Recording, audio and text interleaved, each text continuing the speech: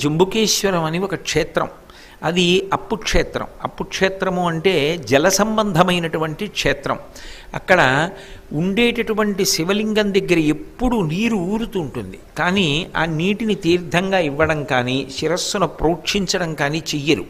ఎప్పుడూ నీరు ఊరుతుంది. ఏదో మరీ మండిపోతున్న వేసంకాలంలో అయితే కొద్ది విరామం ఉంటుందేమో, కానీ అసలు మిగిలిన సమయాల్లో అయితే ఏదో పెద్ద జల ఊరినట్టుగా నీరు వచ్చేస్తూ ఉంటుంది. అందుకే దాన్ని అప్పు క్షేత్రం అంటారు.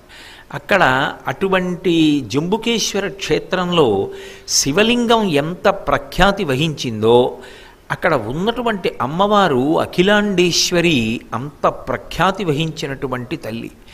జగన్మాత స్వరూపంగా అక్కడ నిలబడింది అని. మీరు ఎక్కడైనా దేవాలయంలో పరమాద్భుతమైనటువంటి రీతిలో ఇచ్ఛాశక్తి, జ్ఞానశక్తి, క్రియాశక్తుల యొక్క రూపములను చూడాలి